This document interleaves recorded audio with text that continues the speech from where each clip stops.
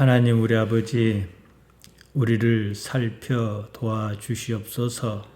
함께 말씀을 읽었습니다. 읽는데 그치지 아니하며 그 깊은 데 도달하여 예수님의 속사정을 알 수 있는 능력을 우리에게 주옵소서. 종은 다만 십자가 뒤에 감추시고 하나님께서 영광 받으시기를 예수님 이름으로 기도하옵나이다. 아멘. 예수님께서 예루살렘에 들어가시는 장면이 나옵니다. 오늘이 벌써 49번째 마가복음입니다. 예수님께서 나귀를 타셨습니다. 사람이 많이 모였습니다. 그때쯤이면 예수님께서 인기가 상당했을 것이 아니겠습니까? 충분히 우리가 짐작합니다. 제자가 겉옷으로 나귀 등을 덮어 안장을 대신했습니다. 다른 사람은 예수님께서 가시는 길 위에 자기 겉옷을 폈습니다. 또 다른 사람은 들에서 벤 나뭇가지를 길에 깔았습니다. 여러분이 이런 상황을 한번 그려보십시오. 성인 남자가 어린 나귀 등에 올라탔습니다. 나귀가 뒤뚱거리며 갑니다. 이 나귀가 체구에 비해서는 힘이 좀 세요. 그러나 이제 체구가 작다 보면 막 뒤뚱뒤뚱 거리는 수가 많아요. 안 넘어지려고요. 앞서거니 뒤서거니 따르는 제자가 있습니다. 군중은 호산나를 외치며 환호성을 지릅니다. 일단 갖출 건 다 갖추었습니다. 그런데 어디가 이상합니다. 유대인의 왕으로서 대관식을 거행하기 위해서 예루살렘으로 행차하는 모습은 아닙니다. 어딘가 어울리지 않습니다. 이 광경을 그대로 보면 한편으로는 우습고 다른 한편으로는 슬퍼야 합니다. 본문에 나와 있는 제자나 백성은 그것을 눈치채지 못합니다. 우리는 이유를 알고 있잖아요. 이런 분위기를 느낄 수 없으면 성경을 제대로 보는 것이 아닙니다. 오늘 말씀 제목이 알고 보면 우습고도 슬픈 광경 이랬습니다. 저는 본문을 보면서 어쩐지 스페인의 작가 세리반테스가 쓴 돈키호테가 생각납니다. 당시 현실 세계를 쥐락펴락하는 유대인 입장에서 본다면 예수님은 이상주의자였습니다. 현실 세계에 살면서 이상 세계를 꿈꾸는 이상한 사람이었습니다. 사실 예수님의 제자조차도 현실 세계를 꿈꾸고 예수님을 따랐습니다. 예루살렘에 올라가면 그들이 그토록 바라던 세상이 펼쳐질 것이라고 믿었습니다. 그러나 유대의 실력자들은 말도 아닌 소리다 이러고 있는 중이란 말이에요. 지금 어린 나귀를 타고 힘없는 백성은 호산나 그러고 야단이 났는데 그 광경을 보고 저들이 쳐들어온다고 생각하는 실력자가 어디가 있겠습니까? 한마디로 우스운 일이지요. 지금 우리로서는 그렇지 않습니다. 다 압니다. 해답을 봤습니다. 십자가의 죽음이 기다리고 있습니다. 그러면 지금 우리는 그 십자가의 죽음을 이해하는가? 예수님께서 꿈꾸셨던 그 이상세계를 꿈꾸는가? 보통 기독신앙으로서는 여기에 괴리가 있다는 것이 엄연한 현실입니다. 천국이든 천당이든 영생이든 다 좋습니다. 지금 기독신앙을 가졌다는 사람은 널렸습니다. 그 많은 사람이 그 세계에 대한 분명한 그림이 있느냐는 거예요. 우리가 기도합니다. 기도는요, 어쩔 수 없이 기도하는 사람의 염원이 담겼습니다. 기도하는 것을 보세요. 모두 지금 이 땅의 삶을 위한 것이지 않습니까? 지금 예수님께서는 이 땅의 삶을 버리러 가시는 중이에요. 기독신앙인이 바라는 그것과 지금 이상한 모습으로 예루살렘을 향하시는 예수님의 모습이 겹치는 데가 없다는 거예요. 예수님께서 예루살렘으로 향하여 가십니다. 십자가에 달려 죽겠다. 이것입니다. 예수님의 생각과 내 자신의 생각이 이렇게 다르면 문제가 심각해도 보통 심각한 것이 아닙니다. 오늘날 기독신앙 같지 않고 우리 흔히 하는 말로 교회가 욕먹는 게 왜겠습니까? 어떤 윤리적인 문제 때문에 그런 게 아니에요. 본질이 없기 때문에 그런 거예요. 기독신앙이 아니지요. 예수님께서 예루살렘에 들어가십니다. 성전을 둘러보고 일단 베다니로 나오십니다.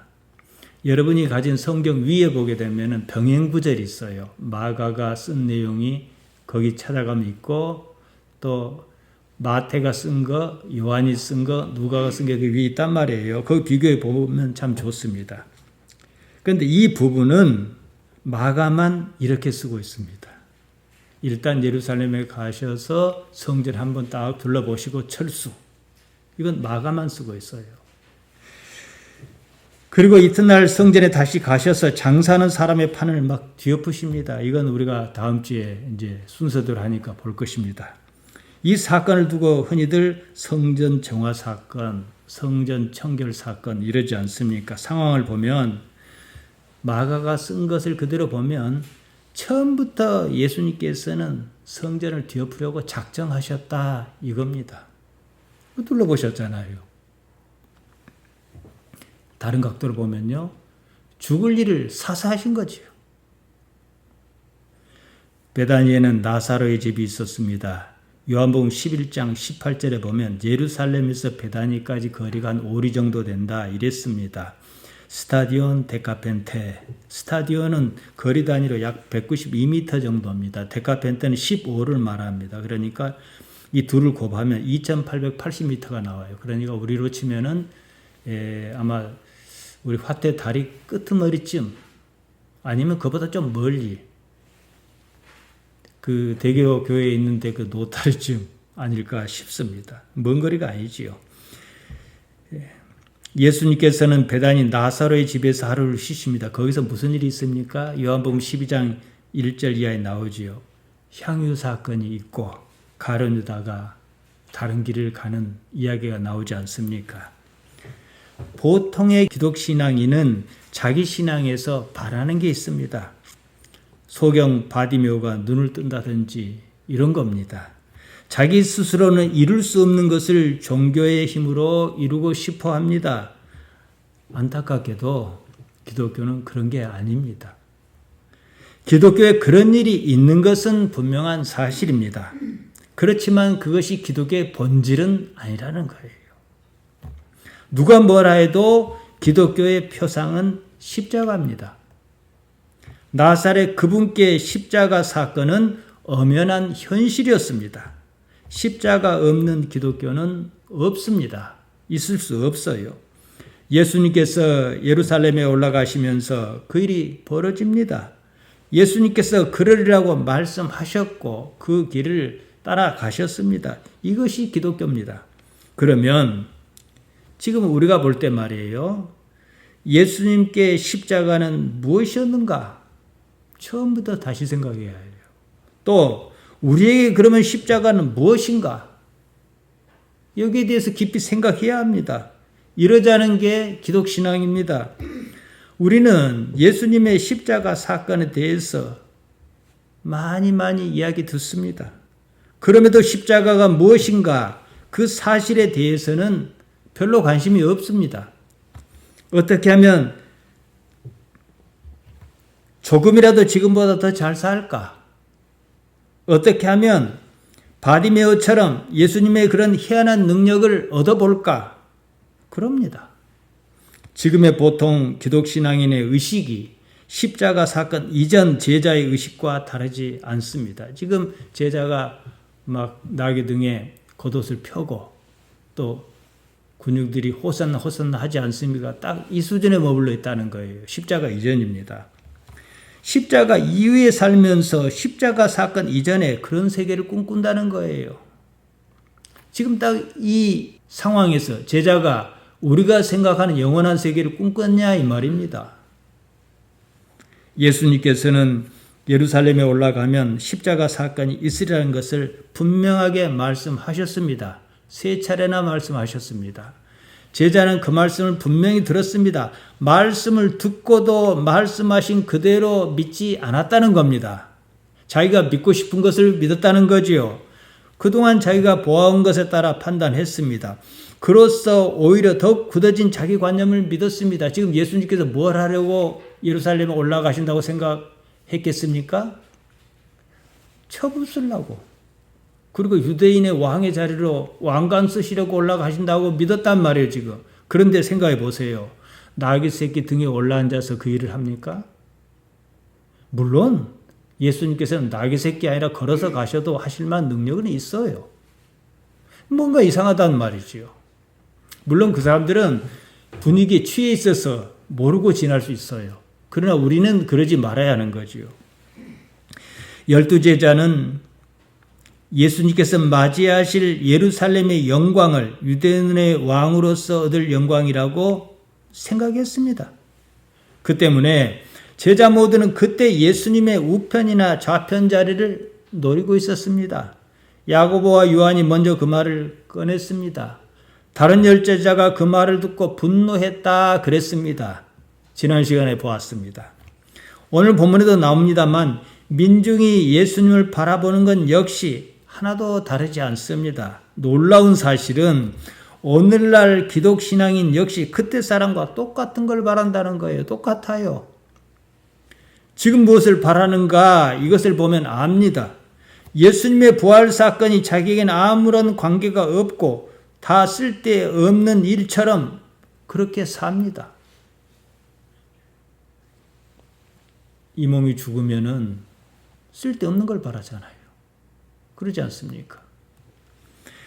예수님 주변에 제자를 비롯하여 수많은 사람이 운집하였습니다. 호산나를 외치며 환호성을 질렀습니다. 그들은 유대인의 왕국 그 영광을 생각했습니다. 예수님 홀로 다른 생각을 하고 계셔요. 지금 예수님의 나귀 등에 앉아서 무슨 생각하고 계실까요? 죽는 생각밖에 안 하죠. 그게 보통 일입니까? 십자가가 어떤 일인지 그들은 다 알아요. 많이 봤어요. 그런데 죽으러 가요. 그런데 옆에서는 철없이 호산나 호산나 야단 법석이란 말이지요. 십자가의 죽음입니다. 아무도 예수님의 그 생각을 고려하지 않았습니다. 그러다가 십자가 사건이 터집니다. 성경의 기록대로 십자가 사건은 누구도 부인하지 못합니다.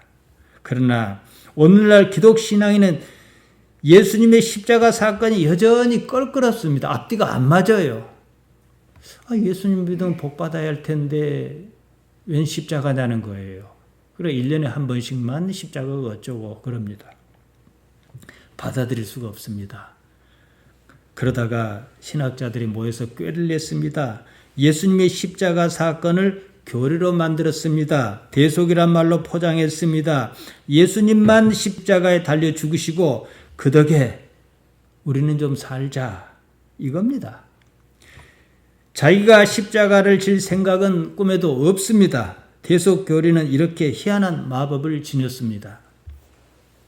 그때나 지금이나 우리 기독신앙은 각자가 자기 십자가를 지는 것에서 시작합니다. 예수님께서는 당신의 십자가를 지셨습니다. 우리는 우리 십자가를 져야 합니다. 마가복음 8장 34절에서 그리 말씀하셨습니다. 무리와 제자를 불러 이르시되 이리 오라 해가지고 말씀하신 거예요. 그 전에 무슨 사건이 났는지는 제가 여러 번 말씀드렸습니다. 아무든지 나를 따라오려거든 자기를 부인하고 자기 십자가를 지고 나를 좇을 것이니라 그러셨어요. 이 말씀은 여전히 유효합니다. 사도 바울은 고린도전서 1장 18절에서 말했습니다. 십자가의 도가 구원을 얻는 사람에게는 하나님의 능력이다 그랬습니다.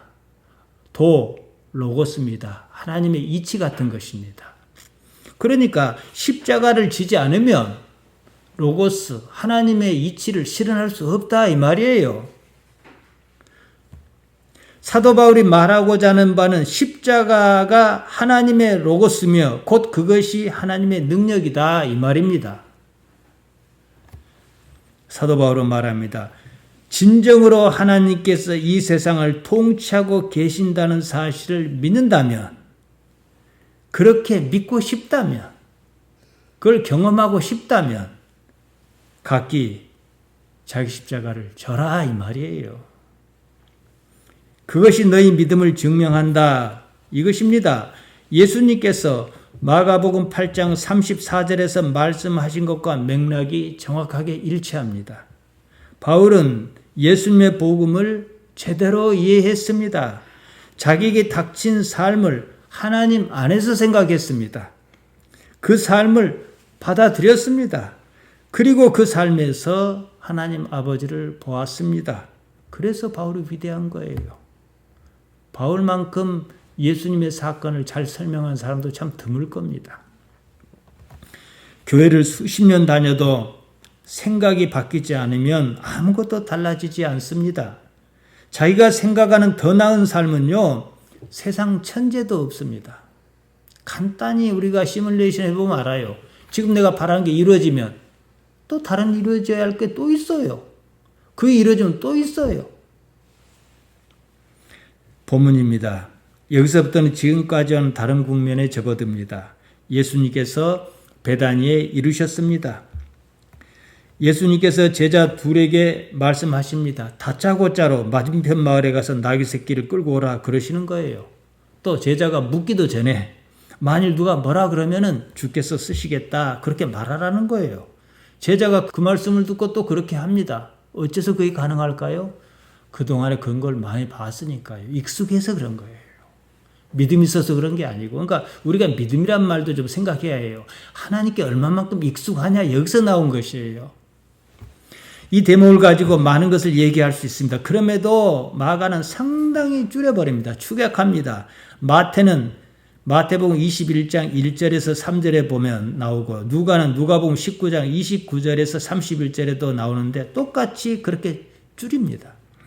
요한은 아예 이 말조차 꺼내지 않습니다. 요한복음 12장 14절에 보면요, 예수님께서 한 어린 나귀를 보고 타시니 그냥 이렇게만 쓰고 있습니다. 이 대목을 축약한 데는 그만한 이유가 있을 것입니다. 오늘날 많은 사람이 복음서 기자가 이 부분을 축약한 이유를 헤아리지 않습니다. 오히려 자기 상상력을 동원해서 자기가 본 것처럼 막 이야기를 부풀려요. 너희들 이리 말하지 않습니까? 천하의 모든 것이 예수님 것이다. 예수님께서 그런 능력이 있으시다. 제자는 믿음으로 말씀을 따랐다. 나귀 주인도 신적 능력에 순종했다. 이러면서 없는 얘기까지 막 만들어 풀어가지 않습니까? 예수님의 십자가에는 관심이 없고 그보다는 온통 예수님의 능력에 관심이 있다 보니까 그런 겁니다. 지금 본문의 배경이 그렇게 말할 처지가 아닙니다. 마가도 이야기가 이런 식으로 삼천포로 빠질 것을 우려하지 않았나 싶습니다. 마태, 누가, 요한도 한결같이 이 이야기를 대폭 줄이거나 아예 언급하지 않습니다. 본문의 배경은 예수님께 무슨 신적인 능력이 있다거나 제자가 예수님의 말씀에 믿음으로 순종했다거나 이런 것을 이야기할 상황이 아닙니다. 그렇지 않아도 다들 십자가 사건을 소화하지 못하여 답답한 상황입니다. 여기서 이야기가 그쪽으로 새면 십자가 사건은 자기도 모르게 물타기 하는 거예요. 그렇지 않아도 당시 제자나 오늘날 기독신앙이나 십자가 사건을 제대로 헤아리지 못합니다. 이런 상황에서 나귀 새끼를 끌고 오는 사건을 능력이니 순종이니 믿음이니 이 얘기를 이렇게 꾸며냅니다. 그러나 저러나 예수님께서는 십자가를 앞두고 계십니다. 목숨을 건 최후의 결전을 앞두었습니다. 이런 상황을 가지고 지금도 여전히 어떻게 설교합니까? 흔히들 들었을 거예요. 본문 선택해놓고. 예수님께서는 천하만물의 주인이십니다. 맞은편 마을의 나귀 새끼도 예수님의 것입니다. 제자를 보십시오. 어떻게 했습니까? 예수님의 말씀에 토를 달지 않고 곧바로 순종하지 않았습니까? 그래서 그 능력을 경험한 것입니다. 여러분도 말씀에 순종하기 바랍니다. 이렇게 말하지 않습니까? 지금 이 얘기할 때가 아니에요. 자다가 봉창 두드린 소리입니다. 애초에 십자가 사건은 남의 일이기 때문에 그런 거예요. 예수님께서 알아서 하실 일이라는 거지요. 이해할 생각이 없는 것입니다. 그만큼 자기를 믿은 겁니다. 십자가 없이 구원은 없습니다. 구원은 나라는 것을 버려 하나님을 얻고자 하는 그것입니다. 기독신앙에서 능력은 다른 거에 아니에요. 아까 사도 바울이 말한 고린도전서 1장 18절을 언급했습니다마는 능력은요, 십자가를 지는 거예요. 예루살렘을 코앞에 두고 있습니다. 그동안 제자는 많은 것을 경험했습니다. 제자는 예수님께 상당 부분 익숙한 상태입니다. 아직까지 십자가만큼은 이해하지 못하고 있어요. 그러나 다른 것은 능력자 예수님, 하늘로부터 오셨느니, 어떻게 생각했던 간에 이런 건 익숙한 상태예요. 예수님의 말씀을 듣지 않을 이유가 없는 거예요. 2절입니다. 이르시되 너희는 맞은편 마을로 가라. 그리로 들어가면 곧 아직 아무도 타보지 않은 나귀 새끼가 매여 있는 것을 보리니 풀어 끌고 오라. 신적인 능력이죠. 어떻게 안 가보고 그걸 아냐 이 말이에요. 주인이 뭐라고 하면 어떻게 말할 것인지 미리 알려주십니다. 만일 누가 너에게 왜 이렇게 하느냐 묻거든 주께서 쓰시겠다 하라. 그리하면 즉시 이리로 보내리라. 그냥 보면은 얼토당토 하는 얘기예요. 복음서를 시작하면서 제자에게 이런 주문했으면 안 들었을 거예요. 그만큼 겪은 게 많으니까 듣지요. 이 말이 제자에게 그대로 통했습니다. 예수님께 그만큼 익숙했다 이 말입니다. 여기에 대해서 마태는 또 주석을 답니다. 마태복음 21장 4절 5절에 보면요. 이는 선지자를 통하여 하신 말씀을 이루려고 하신 것이다 이랬습니다. 스가랴 9장 9절을 인용한 겁니다. 거기 보면 이랬습니다. 시온에 따라 크게 기뻐할지어다.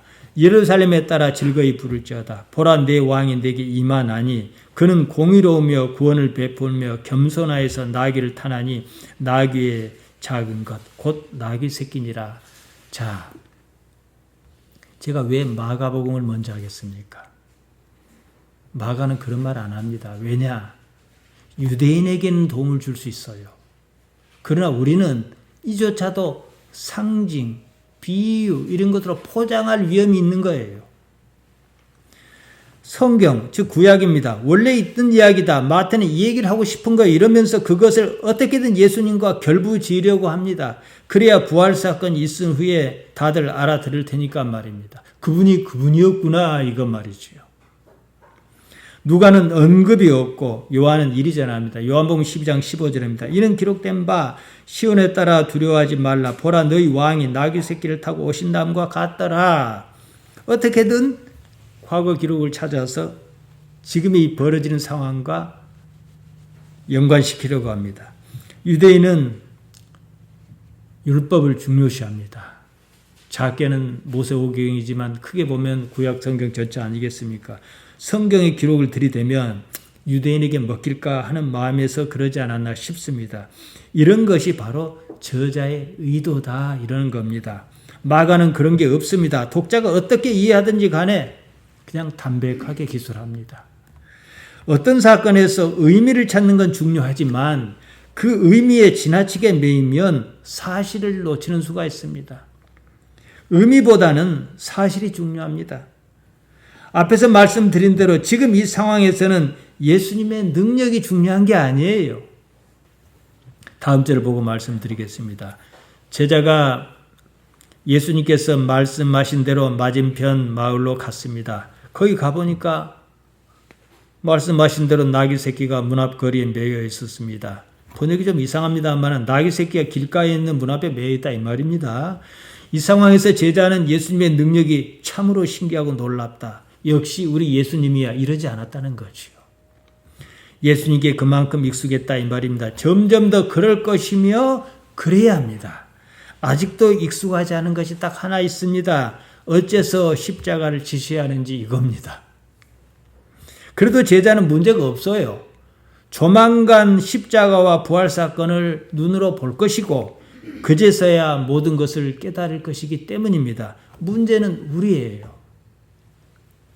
우리는 성경의 기록을 통해서 이런 과정을 따라가면서 이해하면서 또 거기에 익숙해야 합니다. 우리는 십자가와 부활사건 있고 난 후에 살고 있습니다. 그러면 삶이 그 사건 이후의 모습이어야 해요. 그럼에도 여전히 그 사건 이전의 삶을 산다는 거예요. 십자가 사건 이전에나 생각할 수 있는 것을 바라고 그럽니다. 이 문제는 제가 자주 지적하는 바입니다. 다시 말씀드립니다. 지금 우리가 읽은 본문의 시간적 배경에서 예수님의 능력을 거론하고 제자의 순종이나 믿음을 논할 자리는 아닙니다. 제자가 나귀 새끼를 풀었습니다. 거기서 있는 어떤 사람이 나귀 새끼를 풀어서 무엇 하려 하느냐 그랬습니다. 여기에 대해서 누가는 조금 더 자세하게 말합니다. 누가복음 19장 33절에 보면 그 임자가 있는 모양이에요. 임자가 어째서 나귀를 푸느냐? 왜 당신들이 남은 나귀를 마음대로 푸느냐? 이런 뜻이겠죠. 임자, 퀴리오스입니다. 주, 예수님께 주님 할 때도 퀴리오스예요. 나귀에 대해서 권리를 가진 사람을 말합니다. 제자가 예수님께서 일러주신 대로 말합니다. 주께서 쓰시겠다. 밑도 끝도 없이 그렇게 얘기를 해요. 또 그러니까 그 임자가 허락하는 거예요. 이 상황에 대해서 구구절절한 설명이 없습니다. 말씀드린 대로 제자가 상황에 그만큼 익숙했고 별로 중요하지 않다는 말입니다. 중요한 것은 다음에 이어지는 상황입니다. 예수님께서 나귀 새끼 등에 올라타셨습니다. 머릿속에 그 상황을 한번 그려보세요. 예수님께서 타실만 하니까 타셨겠지만 그래도 새끼라 했습니다. 성인 남자가 나귀 새끼에 올라탔습니다. 마태, 누가, 요한은 이 상황을 보다 극적으로 그렸습니다. 스가랴 9장 9절을 인용했습니다. 메시아, 미시아, 예언을 성취한 것이다. 이렇게 드러내고 싶은 거예요. 유대인을 설득하기 위한 목적이었겠지만 조금은 억지스럽습니다. 이 메시아에 대해서는 제가 많이 말씀드렸습니다. 우리에게는 조금 생뚱맞습니다. 일단 목표를 정하고 거기다가 꽤 맞추려는 의도가 보여요. 마가는 그러지 않았습니다. 자신의 해석을 넣지 않았습니다. 이렇게 조금만 양념을 치면 잘 먹을 것이다. 이러지 않았습니다. 긍정의 가치를 첨가하지 않았습니다. 그냥 사실만 보도했습니다. 상황을 냉정하게 보면 그냥 이해할 수 있는 대목입니다. 제자는 예수님과 함께하면서 많은 것을 보았습니다. 가진 것이 아무것도 없어도 있는 것이나 다를 것이 없었습니다. 예수님께는 그럴 능력이 있다는 사실을 알고 있었습니다. 그러나 한 걸음 떨어져서 단순히 지금 이 상황만 놓고 보면 그냥 보입니다. 당장 거기서 무슨 군사용 준말을 구하겠습니까? 예수님의 능력으로 어떻게 준말을 구한들 갈릴리 촌놈들 꼬락서니는 또 어떻게 하겠습니까? 제가 제자를 낮잡아서 촌놈이란 말을 쓰는 게 아닙니다. 실제 사정이 그랬습니다. 제자는 촌에서 물고기를 잡으며 살던 사람입니다. 많이 배운 것도 아니고 평범한 사람입니다. 어쩌다 예수님을 만나 따라 나섰습니다. 그랬다고 예전 그 모습이 크게 변했겠습니까? 우리식으로 보면 예수님 만나서 지금 마음이 붕 떠가지고 그랬을 뿐 크게 달라진 것은 없습니다. 십자가를 겪어야 달라집니다.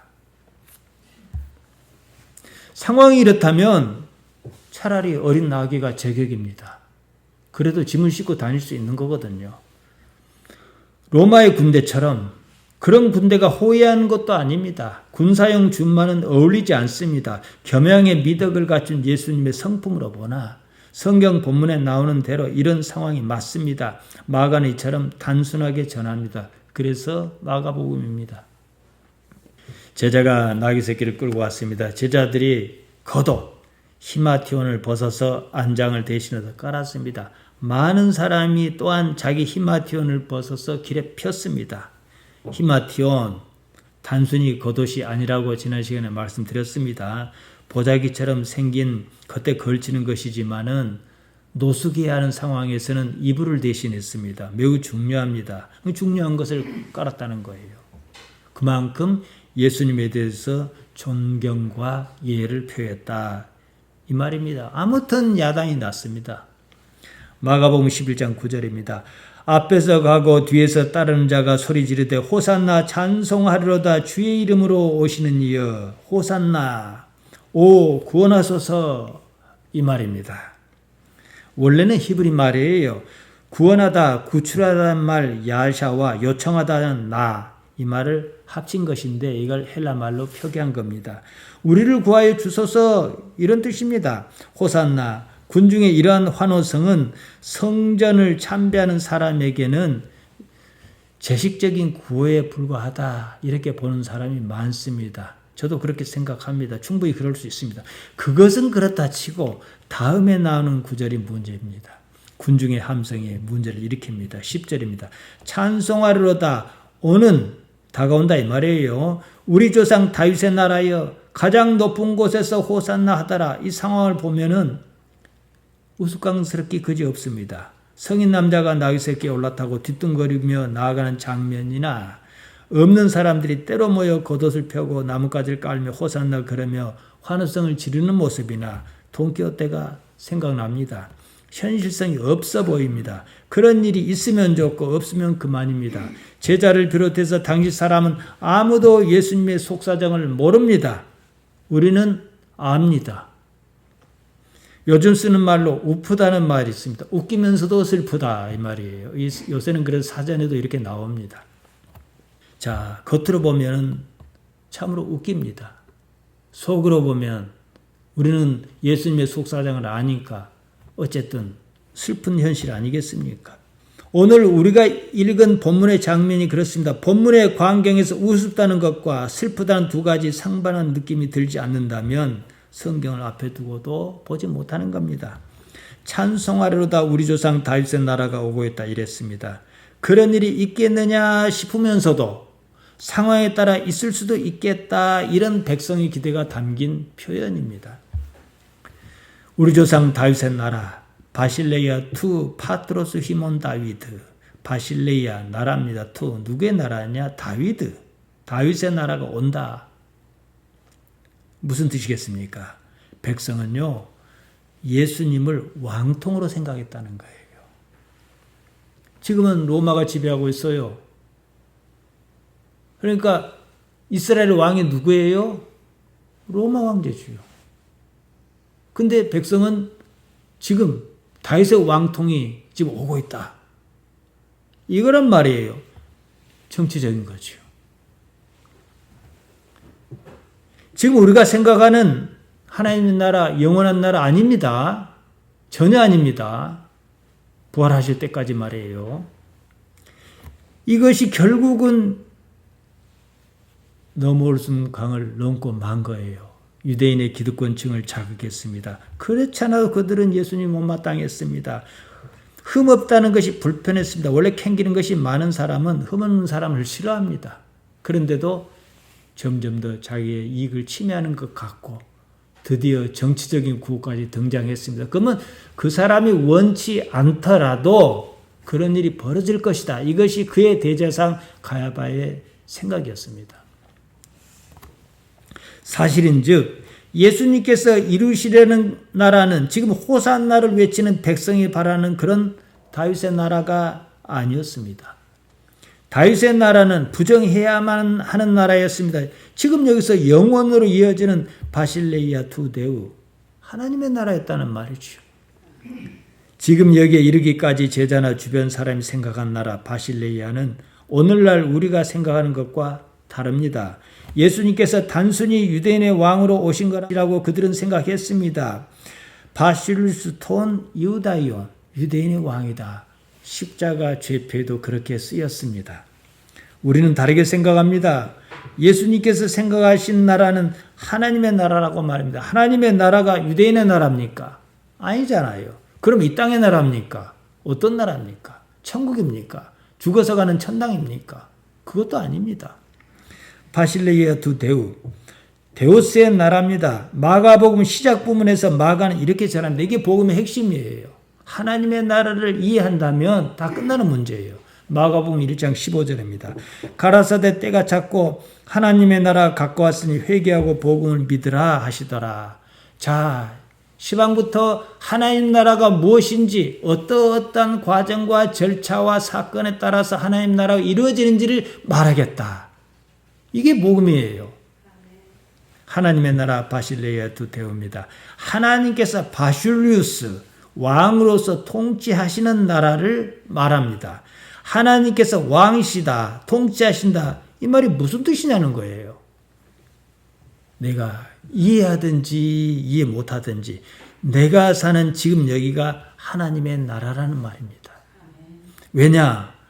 예수님께서 그 때문에 십자가를 지셨고 부활하셨고 그 나라를 다 이루셨기 때문입니다.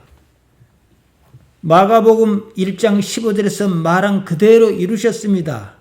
예수님께서 십자가를 지셨단 말이죠. 당신의 사명을 감당하셨습니다. 할 일을 다 하셨어요. 그때 마지막으로 하신 말씀이 뭡니까? 십자가에서요. 요한복음 19장 30절에 나옵니다. 다 이뤘다. 이러고 운명하셨단 말이죠. 나중에 부활하셨습니다.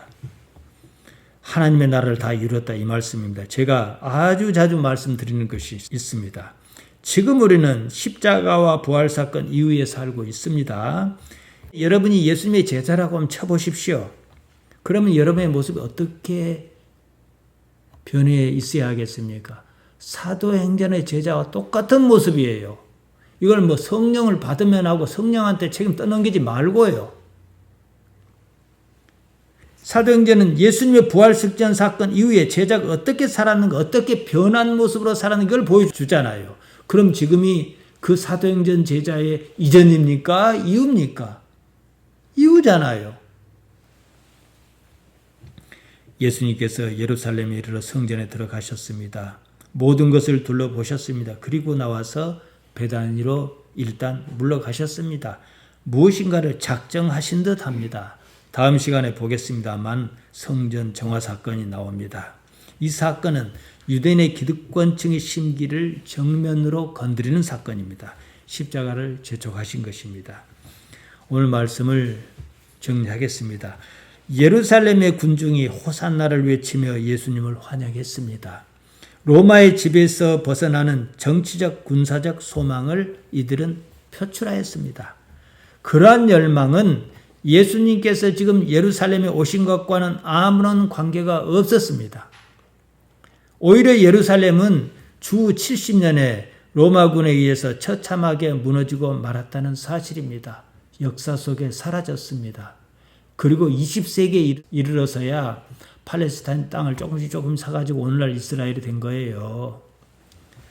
우리는 이 모든 사실을 압니다. 그러면 우리는 예수님으로 인하여 무엇을 꿈꿔야 하는가? 이것을 생각해야겠지요. 군중이 호산나를 외쳤습니다. 그것이나 우리가 복을 주셔서 잘 살게 하여 달라는 것이나 무엇이 다릅니까? 성경에 수많은 기적이 나옵니다. 사실입니다.